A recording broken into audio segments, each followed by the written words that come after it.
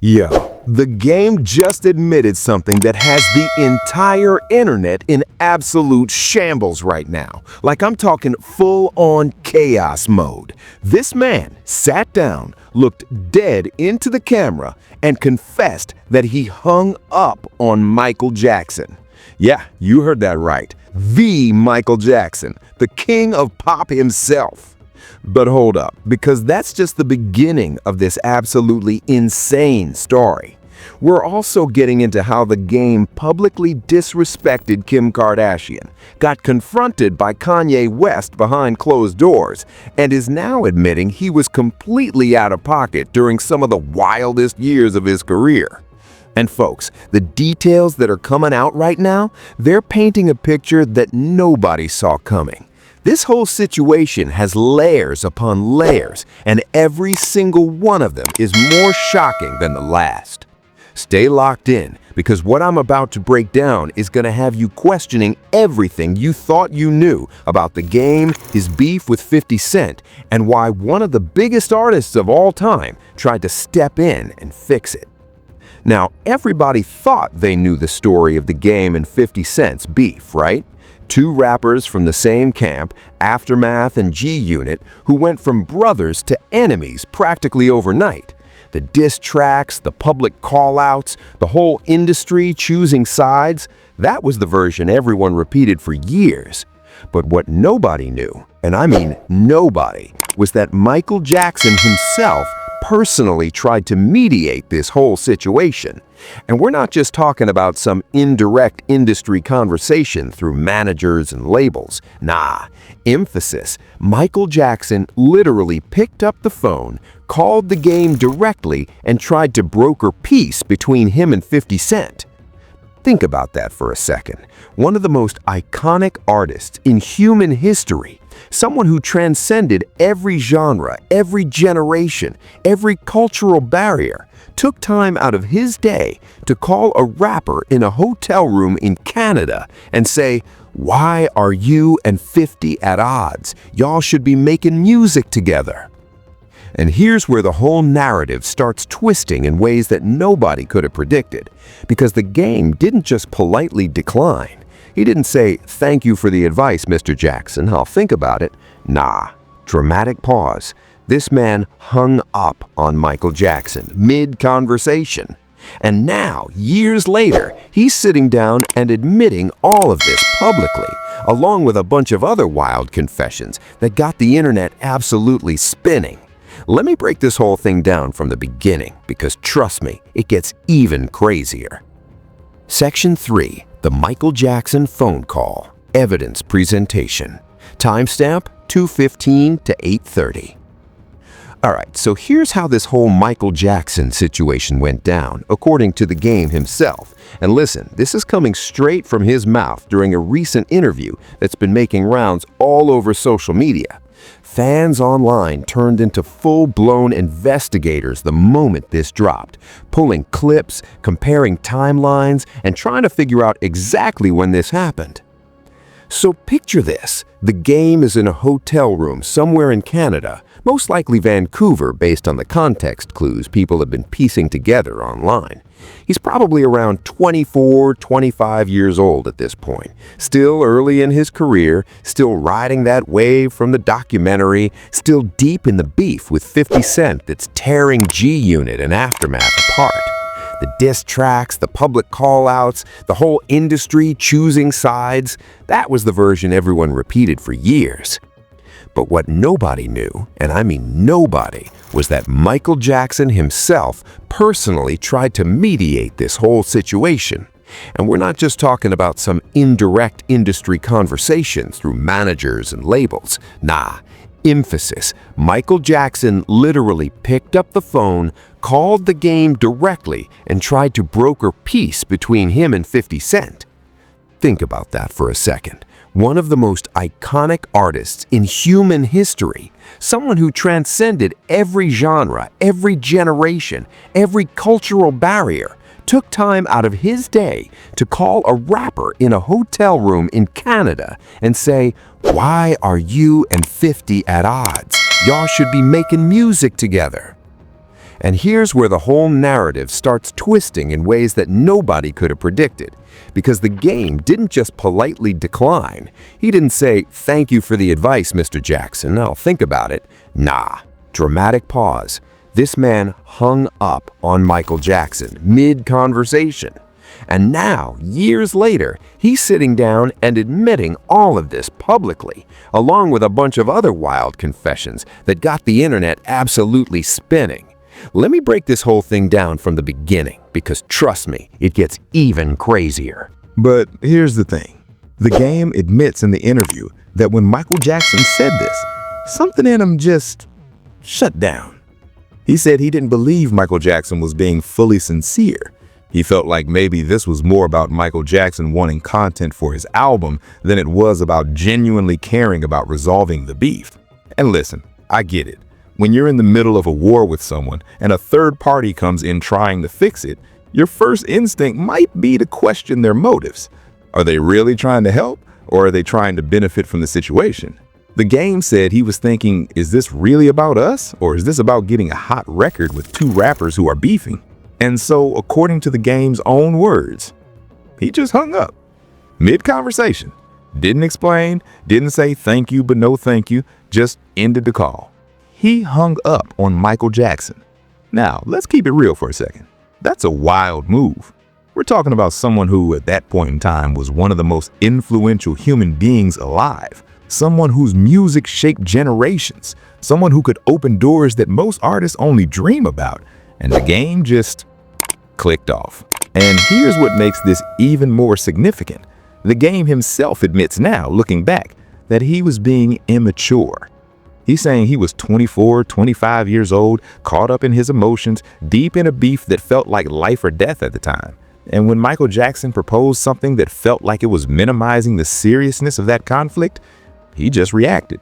But the internet right now is absolutely losing it over this story. People are saying, "You hung up on Michael Jackson?" Others are trying to understand the context, debating whether the game was justified and feeling like the offer wasn't genuine. Some folks are pointing out that this whole thing just shows how deep the 50 Cent beef really was, that even the king of pop couldn't talk him down. And online detectives have been going crazy trying to figure out exactly when this call happened. They're cross-referencing interviews, looking at when the game was in Canada, checking the timeline of when Michael Jackson was working on new music, trying to piece together if this was during the Invincible era or later. Some people are even speculating that this might have been around 2008 or 2009, right before Michael Jackson passed, which would make this one of his final attempts to influence the hip-hop industry. And if that's true, that hits different, because it means Michael Jackson saw something in the game and 50 Cent that he wanted to preserve, and he spent his final years trying to make that happen. But it never did, because the game hung up. Now, let's get into the motive here, because this is where everything starts clicking into place. Why would the game be so deep in his feelings about 50 Cent that he'd literally reject a peace offering from Michael Jackson? What was really going on behind the scenes that made this beef feel so personal, so intense, that nothing, not even the king of pop, could fix it? To understand that, we gotta rewind a little bit. Because the game didn't just wake up one day and decide he hated 50 Cent. This whole situation was way more complicated than that. And it involves industry politics, label pressures, ego, loyalty, and a whole lot of miscommunication. So here's the setup. The game gets signed to Aftermath, right? Dr. Dre's label, one of the most legendary imprints in hip-hop history. But at the same time, he's also affiliated with G-Unit, 50 Cent's crew. So from the jump, he's in this weird position where he's technically under two powerful entities that are supposed to be working together. And at first, it's all love. The game and 50 Cent are doing interviews together, making music together, showing unity. The game's first album, the documentary, is executive produced by Dr. Dre and 50 Cent. It's a massive success. People are calling the game the savior of West Coast rap. Everything is looking perfect. But behind the scenes, things are already starting to crack. Because the game is someone who's very vocal, very opinionated, and very proud of where he comes from. And 50 Cent is someone who demands loyalty, who expects everyone in his circle to move how he says they should move. And that's where the clash starts. Because the game starts doing interviews and not mentioning G-Unit as much as 50 wants him to. He's shouting out other West Coast legends, talking about Dre more than 50, and basically making it clear that he's his own man. 50 Cent doesn't like that at all. He feels disrespected. He feels like the game is biting the hand that fed him, and so he does what 50 Cent does. He goes public with it. He kicks the game out of G-Unit on Hot 97 live on the radio, and just like that, the beef is official. Now, from the game side, he feels blindsided. He's thinking, I didn't do anything wrong. I'm just being myself. I'm repping the West Coast. Why is that a problem? And instead of trying to squash it quietly, he fires back. Hard. Diss tracks start dropping. 300 bars and running. The game is going in on 50 Cent, G-Unit, the whole crew. And 50 responds. Then Lloyd Banks responds. Then Tony Yayo responds. And before you know it, this thing has spiraled into one of the most nastiest, most public rap beefs of the 2000s. But here's what makes this situation even more messy. The game himself admits now, looking back, that he was being immature. He's saying he was 24, 25 years old, caught up in his emotions, deep in a beef that felt like life or death at the time. And when Michael Jackson proposed something that felt like it was minimizing the seriousness of that conflict, he just reacted. Which brings us back to that phone call with Michael Jackson. Because by the time that call happened, the game was so locked into the mentality of me versus 50 Cent that nothing was going to change his mind.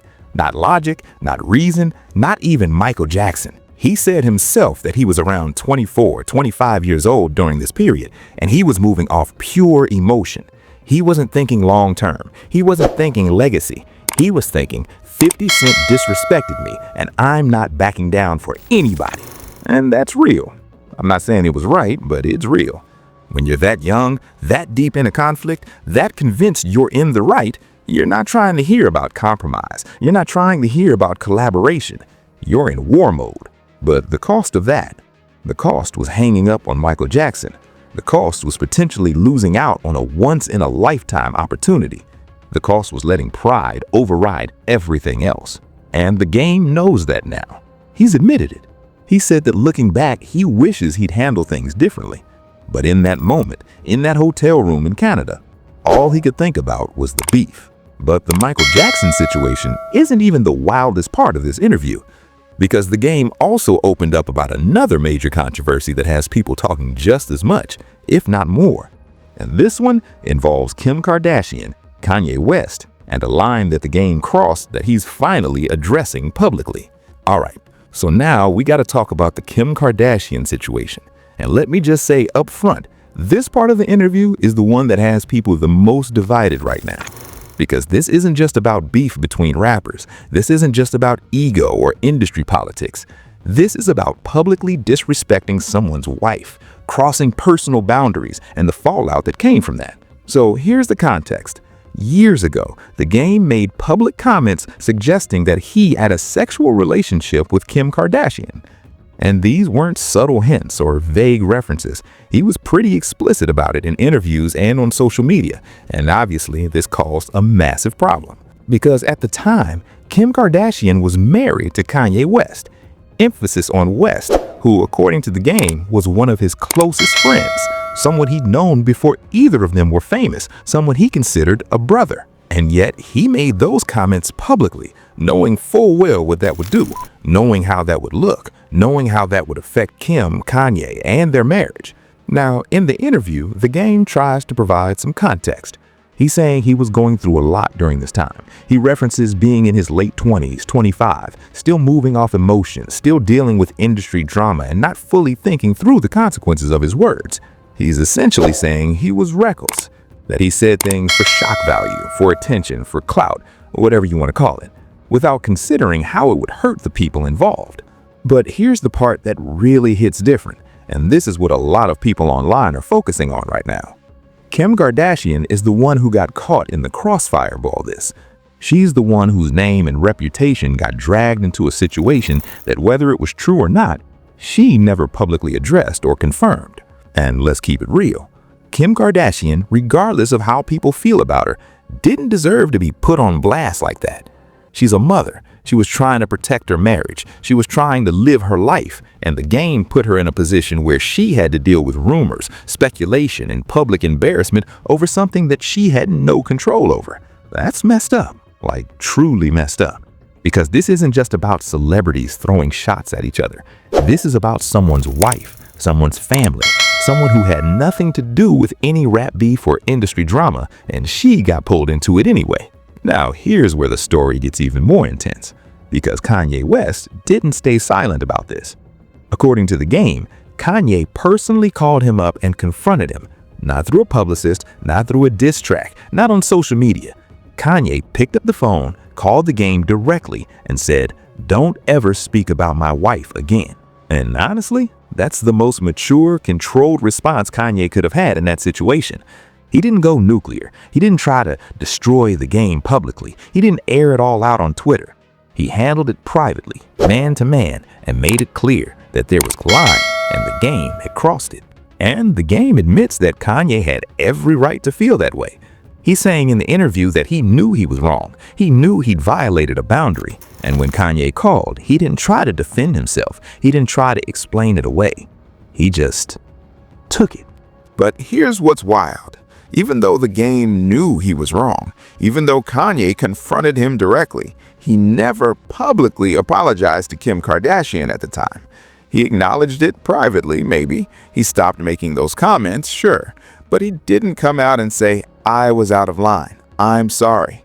And that's what has people frustrated right now. Because it's one thing to admit you made a mistake in hindsight. It's another thing to actually take accountability in the moment and make it right. But in this recent interview, under pressure from the host, The Game finally issues an apology. And folks online are analyzing every word of it, trying to figure out if it's genuine or if it's just damage control. He says something along the lines of, "If I disrespected Kim Kardashian in any way, I apologize. That wasn't my intention. I was young, I was reckless, and I didn't think about how my words would affect people." Now, you can decide for yourself how sincere that sounds. Some people are saying, finally, he's owning up to it. Other people are saying, this sounds like a publicist wrote it. This sounds like he's trying to clean up his image now that he's older and trying to rebrand himself. And listen, that's a valid critique, because let's be honest, public apologies in the entertainment industry are almost always strategic. They're almost always timed for maximum benefit. And when someone waits years to apologize, it's hard not to question whether they're doing it because they genuinely feel bad or because they're trying to repair their reputation. But at the same time, I also think there's something to be said for the fact that he's admitting it at all. A lot of people in his position would just ignore it, act like it never happened, and keep moving. The Game is at least putting it on the record and saying, yeah, I messed up. Now, there's another layer to this whole situation that people online are digging into, and it has to do with Kanye West's mental health. Because during the interview, The Game references Kanye's bipolar disorder multiple times. He's talking about how Kanye goes through episodes, how his behavior can be unpredictable, how people close to him have to understand that he's dealing with a lot internally. And on one hand, it's good that The Game is being supportive and not judging Kanye for his mental health struggles. He's making it clear that he's still there for Kanye, that he understands what he's going through, and that their friendship goes deeper than any public drama. But on the other hand, there's a risk here, because when you publicly talk about someone's mental health, even if you're trying to be supportive, you're also contributing to a narrative that can be used against them. You're reinforcing the idea that Kanye's behavior is always tied to his diagnosis, which can minimize the legitimate points he makes or the real issues he's addressing. So it's complicated. The Game is trying to show love and understanding, but he's also putting Kanye's private struggles on blast in a way that might not be helpful. But regardless of how we feel about the Kanye comments, the core issue here is still the same. The Game crossed a line when he talked about Kim Kardashian the way he did. He admits that now. He's apologized, publicly on record. The question is that enough? Does an apology years later make up for the damage done in the moment? Does it erase the hurt that Kim Kardashian might have felt? Does it fix the awkwardness between him and Kanye? That's for you to decide. But what we do know is that The Game is finally addressing it, and that's a step. Whether it's a big enough step or not, that's up to interpretation. So let's take a step back for a second and really process everything we've just unpacked here. Because this interview with The Game isn't just about random celebrity drama or old beef being rehashed. This is about someone publicly reckoning with their past, admitting mistakes, and showing us a side of the industry that we don't always get to see. Think about it. How often do we actually get this level of transparency from major artists? How often do they sit down and say, yeah, I hung up on Michael Jackson. Yeah, I disrespected someone's wife. Yeah, I got involved in beef I had no business being in. Not often. In fact, almost never. And that's what makes this whole situation so significant. Because the game is basically giving us a masterclass in what happens when ego, pride, and youth collide with fame and pressure. He's showing us that even people at the top of the industry, people with hit records, major label deals, and celebrity friends are still human. They still make impulsive decisions. They still let emotion override logic. And honestly, that's something we can all relate to, right? We've all been in situations where we said or did something we regret. We've all had moments where pride got in the way of doing the right thing. We've all looked back on our younger selves and thought, man, what was I thinking? The difference is, most of us don't have our mistakes broadcast to millions of people. Most of us don't have to relive our worst decisions in interviews that go viral. The game does, and to his credit, he's owning it. But let's circle back to the Michael Jackson story for a second, because I feel like we need to sit with that a little longer. The fact that Michael Jackson, someone who was literally working on his own projects, dealing with his own controversies, managing his own legacy, took the time to reach out to a young rapper and try to mediate a beef, that says something profound about who he was as a person. Because Michael Jackson didn't have to do that. He didn't owe the game or 50 Cent anything. He could have stayed in his lane, focused on his own music, and let the rap world handle its own drama. But he didn't. He saw two talented artists tearing each other down, and he tried to step in. And the game rejected it. Not because he didn't respect Michael Jackson, not because he didn't recognize the opportunity, but because he was so consumed by the beef, so locked into the mentality of me versus 50, that he couldn't see past it. And that's the tragedy of this whole situation. Because who knows what could have happened if the game had said yes? Maybe we would have gotten an iconic Michael Jackson track featuring both the game and 50 Cent. Maybe that would have been the catalyst for them to squash the beef. Maybe it would have changed the trajectory of both their careers. Or maybe it wouldn't have changed anything. Maybe the beef was too deep, too personal, too rooted in ego for any collaboration to fix it. We'll never know. And then there's the Kim Kardashian situation, which again is a completely different kind of mistake. Seriously, because this wasn't about industry politics or creative differences. This was about basic respect. This was about not crossing lines that shouldn't be crossed. And the game admits now that he was wrong. He's apologized. He's acknowledged that he hurt people who didn't deserve it. But the question that keeps coming up online is, why did it take so long? Why did it take years for him to publicly say, I'm sorry? Maybe it's because he was embarrassed. Maybe it's because he didn't want to rehash old drama. Maybe it's because he didn't fully understand the impact of his words until he got older and gained perspective. Or maybe, and this is what some people are saying, it's because he's trying to rebrand himself now, and part of that rebranding involves cleaning up past controversies. I don't know which one it is. Maybe it's a combination of all of them. But what I do know is that people are watching how he handles this moving forward. And speaking of people watching, the internet has been relentless in dissecting every single detail of this interview. Like, we're talking full-blown forensic analysis. People are pulling up old tweets, old interviews, old diss tracks, trying to cross-reference everything the game is saying now with what he said back then. They're comparing his timeline of events with known dates. They're checking when he was in Canada, when Michael Jackson was working on music, when the Kanye situation happened. Honestly, the level of detail that online communities are putting into this is kind of insane. But that's the world we live in now. Everything is documented. Everything is searchable. You can't just say this happened and expect people to take it at face value. Folks are going to verify. They're going to fact check. They're going to find the inconsistencies. And I think that's part of why we're seeing more celebrities being honest about their past mistakes. Because they know the internet is going to find out anyway. They know that if they don't control the narrative, someone else will. so they might as well get ahead of it and tell their version of the story. But that also raises the question, is this genuine accountability, or is this just strategic reputation management? And honestly, I think the answer is probably a little bit of both. Look, the Game is a complex person. He's made incredible music. He's had a massive impact on West Coast hip-hop. But he's also made some serious mistakes. Mistakes that hurt people. Mistakes that he's now trying to address. Whether you believe his apologies are sincere or not, whether you think he's doing this for the right reasons or not, that's up to you.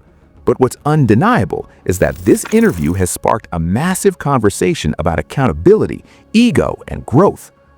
And we're not done yet, because there's still more to unpack. So now let's zoom out and talk about what this whole situation represents in the bigger picture. Because what we're seeing here with the Game isn't just about one person's mistakes. This is about a much larger conversation that's happening in hip-hop, in celebrity culture, and in society as a whole. We're living in an era where accountability is everything, where people are being held responsible for things they said and did decades ago, where the internet never forgets, and where public figures are expected to address their past, no matter how uncomfortable it is. And on one hand, that's a good thing. It means people can't just sweep their mistakes under the rug and pretend they never happened. It means victims and people who were hurt actually get to see some form of acknowledgement, even if it comes late. But on the other hand, it also raises some complicated questions. Like, how long should someone be held accountable for something they did when they were young? Is there a statute of limitations on public mistakes? And is an apology given 10 years later worth the same as an apology given in the moment? These are questions that don't have easy answers, and the Game situation is a perfect example of why these questions matter. Take the Michael Jackson phone call, for example. The Game hanging up on Michael Jackson is definitely a wild story, and it's definitely something he probably regrets. But does it make him a bad person? Rhetorical. Does it mean he's irredeemable? Or does it just mean he was a young, emotional artist who made a rash decision in the heat of the moment? I'd argue it's the latter, but I also understand why people are shocked by it, because Michael Jackson was Michael Jackson, and turning down an opportunity like that, especially one that could have been historic, feels almost incomprehensible. But then you look at the Kim Kardashian situation, and the stakes are different. Because this wasn't about turning down an opportunity, this was about actively causing harm to someone who didn't deserve it. This was about disrespecting a woman, a wife, a mother in a very public way. And that's not something you can just brush off as young and dumb. That's a violation of basic decency. And the fact that it took the Game years to apologize publicly, that's a problem. Now, does that mean the Game is beyond redemption? No, people grow, people change, people gain perspective, and if his apology is genuine, if he truly understands the harm he caused and is committed to being better, then that's a positive step. But it also doesn't erase what happened, it doesn't undo the hurt, and it doesn't mean people have to forgive him just because he said sorry. And then there's the whole Kanye West mental health angle, which adds yet another layer to this already complicated situation. Because the Game is trying to be supportive by talking about Kanye's bipolar disorder, but he's also risking contributing to the stigma around mental health by making it such a public topic. It's a fine line. On one hand, we should be normalizing conversations about mental health. We should be supporting people who are struggling. But on the other hand, we also have to be careful not to use someone's diagnosis as an excuse for their behavior or as a way to diminish their agency. And I think that's what the Game was trying to do. He was trying to show love and understanding for his friend. But in doing so, he also put Kanye's private struggles on a very public platform, and that's something that could backfire.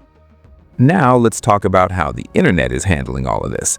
Because, as I mentioned earlier, people online have been dissecting this interview frame by frame. They're analyzing body language, they're comparing statements, they're pulling receipts.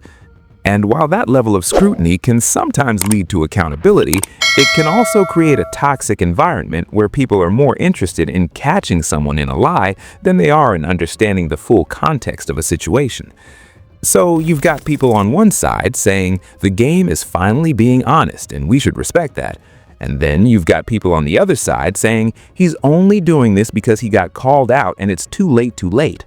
And you know what? Both of those things can be true at the same time.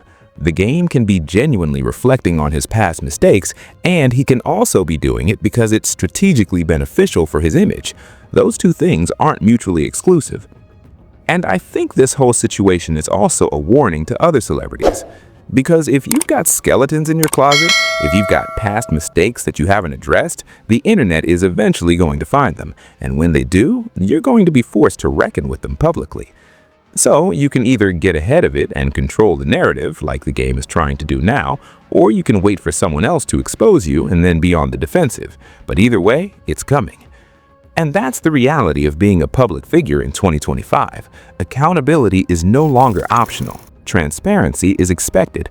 And if you're not willing to own up to your past, people are going to do it for you.